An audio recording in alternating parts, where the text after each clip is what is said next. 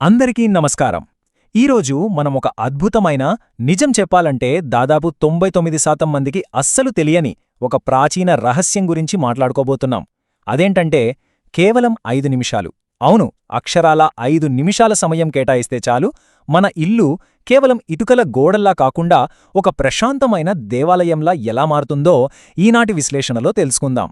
ఇది వినడానికి చిన్న విషయంగా అనిపించినా దీని వెనుక ఉన్న లాజిక్ తెలిస్తే మీరు ఖచ్చితంగా ఆశ్చర్యపోతారు. సరే, ఇక ఆలస్యం చేయకుండా అసలు విషయంలోకి వెళ్ళిపోదాం. మీరెప్పుడైనా ఈ విషయాన్ని గమనించారా? ఈ రోజుల్లో చాలా ఇళ్లల్లో డబ్బుకు, సిరి సంపదలకు ఎలాంటి లోటు ఉండదు, అన్నీ ఉంటాయి. కాని ఎక్కడో తెలియని ఒక వెలితి. ఎంత సంపాదించినా ఇంట్లో ప్రశాంతత మాత్రం కరువవుతూ ఉంటుంది. ఫైనాన్షియల్గా సూపర్ స్ట్రాంగ్గా ఉన్నా కూడా అకారణంగా ఇంట్లో గొడవలు రావడం, తెలియని ఒక మానసిక ఒత్తిడి, లేదా గడప దాటగాని ఏదో నెగటివ్ ఎనర్జీ ఆవహించినట్లు అనిపించడం, ఇవన్నీ చాలామంది ఫేస్ చేస్తూనే ఉంటారు. మరి ఇన్ని వసతులు ఉన్నా ఆ ప్రశాంతత ఎందుకు మిస్ అవుతోంది? అసలు రీజన్ ఏమై ఉంటుందంటారు? సరే, ఇప్పుడు ఈ అసలు కారణమేంటో కొంచెం లోతుగా విశ్లేషిద్దాం. ఇల్లు అంటే కేవలం ఇటుకలు, సిమెంట్తో కట్టిన ఒక బిల్డింగ్ మాత్రమే కాదు కదా. ఒకవైపు మన దగ్గర ఎంత భౌతిక సంపద ఉన్నా, అంటే డబ్బు, లగ్జరీ అన్నీ ఉన్నా, మరోవైపు ఆధ్యాత్మిక శూన్యత ఉంటే ఆ ఇల్లు ఎప్పటికీ ఒక ప్రశాంతమైన ఆలయంలా మారదు. ఇంట్లో పూజలు, ప్రార్థనలు అనేది కేవలం ఏకపక్షంగా ఉంటే, అంటే ఎవరో ఒకరు మాత్రమే దేవుణ్ణి మొక్కుకుంటూ మిగతావారు పట్టించుకోకపోతే ఆ ఇల్లు ఒక ఆస్తిలాగానే మిగిలిపోతుంది తప్ప శాంతికి నిలయంగా మారదు.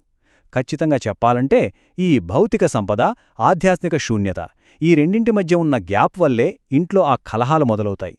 ఇక్కడే మనకు శివపురాణంలో చెప్పిన ఒక అద్భుతమైన కాన్సెప్ట్ అర్థమవుతుంది.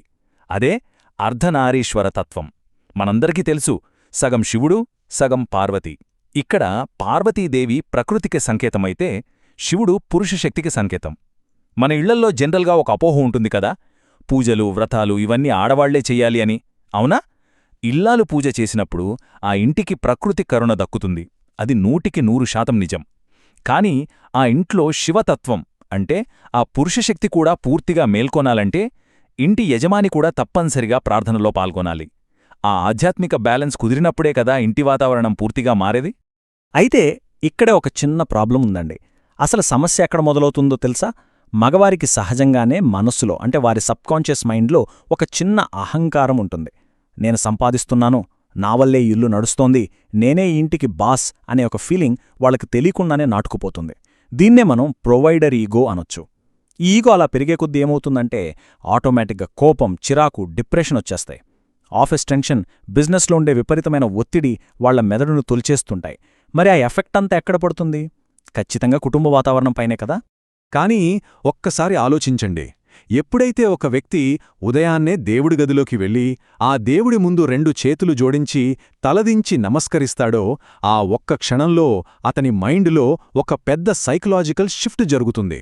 నేను ఈ ఇంటికి యజమానిని కాను, ఈ అనంతమైన విశ్వాన్ని నడిపిస్తున్న ఆ పరమాత్మ ముందు నేనొక చిన్న అణువును మాత్రమే అనే ఒక పరమ సత్యం వాళ్లకు రియలైజ్ అవుతుంది.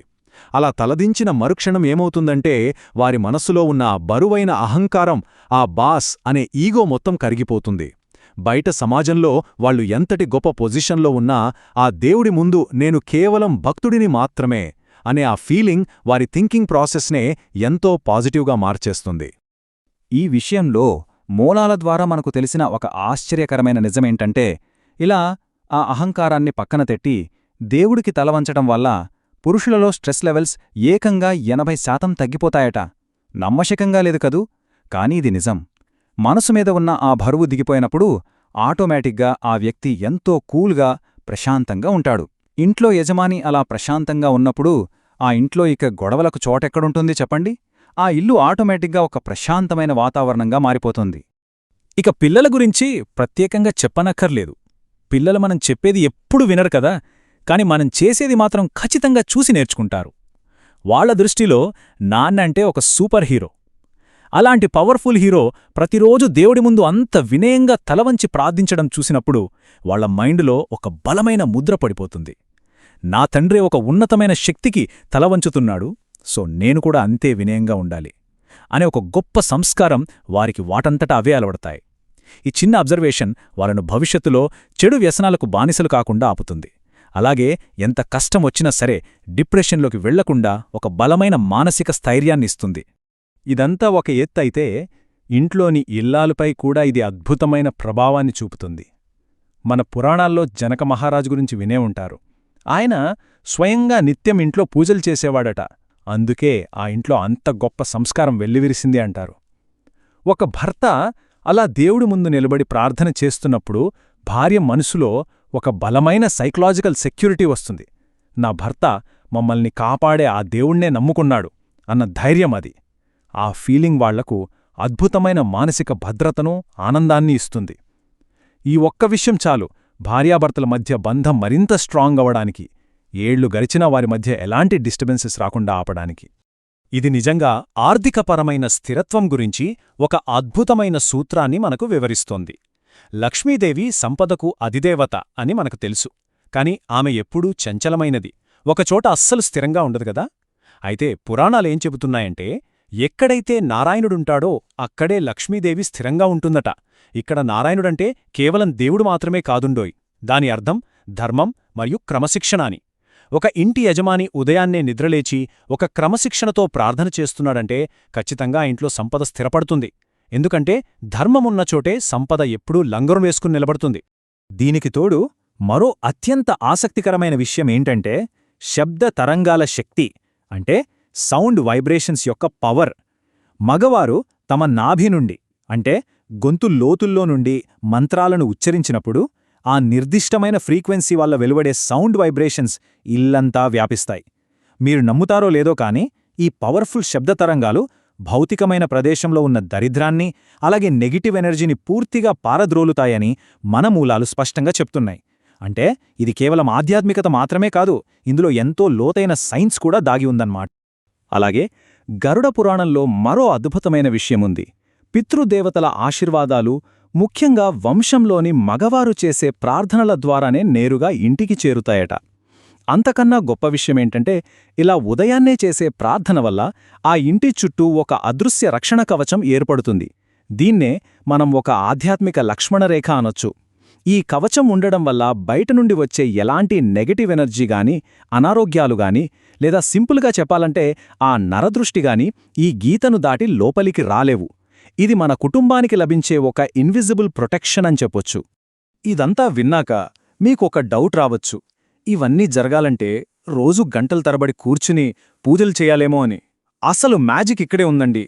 దీనికి కావలసింది కేవలం 3 సులభమైన స్టెప్స్. పొద్దున్నే లేవగానే స్నానం చేసి శుభ్రమైన బట్టలు వేసుకోవడం, ఆవు నెయ్యి లేదా కనీసం నువ్వుల నూనెతో ఒక చిన్న దీపం వెలిగించడం, ఆ తర్వాత మనస్ఫూర్తిగా జస్ట్ ఒక 5 నిమిషాలు దేవుణ్ణి ప్రార్థించడం. That's it. దీనికోసం వేరే పెద్ద పెద్ద పూజలు చేయాల్సిన పనే లేదు. ఎంతో సింపుల్గా, ఈజీగా మన రోజువారీ జీవితంలో ఇమిడిపోయే ఈ చిన్న దినచర్య ఎవరినైనా సరే ఆధ్యాత్మికత వైపు చాలా స్మూత్గా తీసుకెళ్తుంది. ఇక మన విశ్లేషణను ముగించే ముందు మనందరం ఒక్కసారి ఒక బలమైన ప్రశ్న వేసుకుందాం. కేవలం ఇటుకలు, సిమెంట్తో కట్టిన మన సాధారణ ఇంటిని ఎంతో ప్రశాంతమైన, ఆనందకరమైన దేవాలయంలా మార్చుకోవడానికి రోజులో ఒక 5 నిమిషాల సమయాన్ని పెట్టుబడిగా పెట్టడానికి మనం సిద్ధంగా ఉన్నామా? జస్ట్ ఆలోచించండి. ఈ చిన్న 5 నిమిషాల ఇన్వెస్ట్మెంట్ వల్ల తిరిగి మనకు దొరికే ఆ అద్భుతమైన మానసిక ప్రశాంతత, ఆ కుటుంబ శ్రేయస్సు ఎంత విలువైందో కదా. ఈ చిన్న మార్పును ఆహ్వానించడం ద్వారా మీ ఇల్లు ఎంత పాజిటివ్గా మారుతుందో మీరే ఊహించుకోండి. ఖచ్చితంగా ఆలోచించాల్సిన విషయమిది. మీరు ఒకసారి ఈ 5 నిమిషాల ప్రార్థనని ప్రయత్నించి చూడండి. వచ్చి ఆ అద్భుతమైన మార్పును మీరే స్వయంగా గమనిస్తారు.